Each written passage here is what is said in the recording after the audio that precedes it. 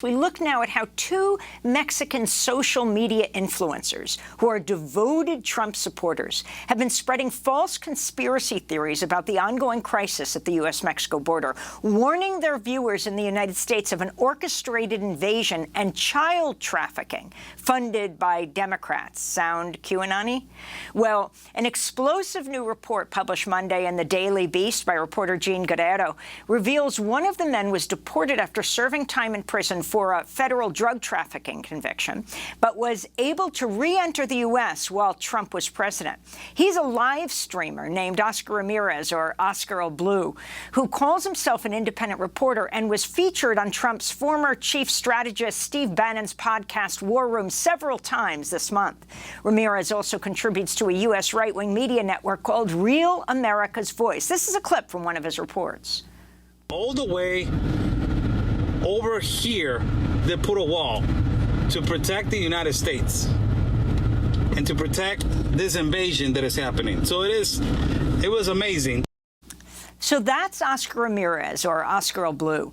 Just this past April, Ramirez reportedly re-entered the U.S. at the El Paso, Texas border crossing, along with Anthony Aguero, another right-wing influencer who allegedly took part in the January 6th insurrection and is a close friend of the QAnon conspiracy theorist Congressperson Marjorie Taylor Greene. Well, if you're having a little trouble following this, let's go to Jean Guerrero, investigative journalist and author of Hate Monger, Stephen Miller, Donald Trump, and the White Nationalist Agenda. She has this new piece in the Daily Beast headlined, "The MAGA Clowns Making Chaos at the Border Have Ugly Pasts." Jean, welcome back to Democracy Now! Just lay out what you have found. This is explosive. Yes, I mean, I looked at the cases of two of these right-wing influencers and conspiracy theorists, but Oscar Ramirez is definitely the most shocking case. He is someone who, as you said, Amy, with a federal drug trafficking conviction in his past, which, according to the Immigration and Nationality Act, U.S. federal law on immigration, someone with that kind of conviction would be inadmissible to the United States after deportation, unless he were able to obtain a special visa waiver from the Attorney General himself or the State Department. And so it would be impossible for him to re-enter the United States without basically very strong political connections and or working as an informant. I asked Mr. Ramirez what the details of his visa were. He refused to give them. He accused me and the Daily Beast of promoting child trafficking by trying to expose some of the things that he's involved in. But he, in addition to the tens of thousands of U.S.-based followers that he has and who he's spreading lies to, creating hysteria about alleged trafficking at the border when he himself is, has a federal drug trafficking conviction, it's been incredibly damaging. In addition to that social media following, he's been appearing regularly on a U.S. right-wing media outlet called Real America's Voice, which airs Steve Bannon's program, The War Room, among other things. And I reached out to them about their decision to use a convicted drug trafficker as a talking head on border security and to create hysteria about trafficking at the border, and they declined to respond. Jean, could you talk also about Anthony Aguero and his ties to right-wing elements in the United States, as well as another person, Paloma Zuniga?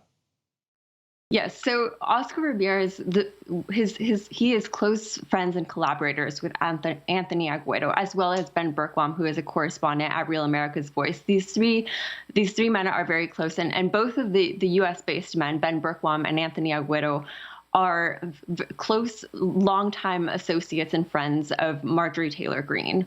They've defended the integrity of the Proud Boys, which is designated a hate group by the Southern Poverty Law Center. They've been involved in a number of right-wing extremist activities in the United States. And there's some speculation that because of Oscar Ramirez's close connections with these individuals, he was able to get connections in the Trump administration. And despite the fact that the Trump administration was instructing agents not to use their discretion in favor of extending leniency to any immigrant whatsoever, let alone those with criminal convictions. He was able to get a special this special pass to get back into the United States and to report alongside these two individuals for this U.S. right-wing network called Real America's Voice. Paloma for Trump is a U.S. and Mexican national who's also extremely problematic. She has tens of thousands of followers as well. Also associated with Ben Bergquam, the Marjorie Taylor Greene associate. And she has been involved in numerous physical confrontations with the migrants. At one point, she was caught on camera chasing and literally physically shoving a migrant child who was approaching the border with his father to request asylum. She was screaming in his face, chasing him around and shoving him, telling him that he was not welcome in the United States. She's since apologized for that incident, but she remains a problematic character. She's been involved in an incident in which rocks and racial epithets were hurled at the asylum seekers. She very recently went to this migrant camp of thousands of people who were waiting for their turn to request asylum legally in the U.S. and started broadcasting their images, including images of children without their permission, something which makes the asylum seekers very nervous because of their precarious situation in northern Mexico, where many of these people are fleeing death threats. There's gang violence that they have to worry about. They don't want their images broadcast. And these live streamers have been going down there, not respecting their rights to privacy. They've been, often they'll interview them under false premises and then mistranslate to their US-based audiences to create more hysteria and to basically conflate all of these asylum seekers with with child traffickers and conflate their advocates with traffickers as well. And also in terms of some of them, as you report, are engaged in Mexican chauvinism towards Central American refugees? Yes, exactly. So Oscar Ramirez, he claims that he's only against illegal immigration, but when you look at his videos, I mean, he tells his viewers that Central Americans are quote unquote lazy, and that anyone who is trying to come to the United States through Mexico from Central America is just looking for quote easy money, easy welfare. He peddles these very racist and negative stereotypes about Central Americans, and this is something that's very common. It's an established problem. This internalized racism that can occur in the Latinx community.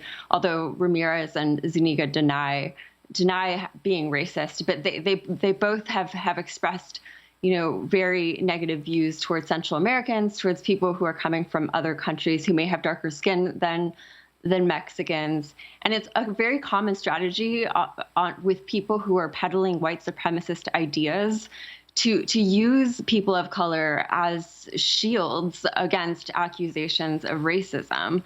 So having people like Paloma Zuniga or Oscar Ramirez on these U.S. right-wing media outlets talking about a quote-unquote invasion of horrible people at the border, it helps blunt accusations of racism in these U.S. right-wing media outlets, and further, and just really creates a lot of hysteria and hurts the chances of these asylum seekers to ever find a legal pathway into the United States. I spoke to many of them who say that they're afraid of these live streamers. The live streamers make them really sad and concerned that it might turn public opinion in the United States against immigration and create this hysteria that will ultimately lead them to not be able to find refuge in this country where they're hoping to save their children's lives.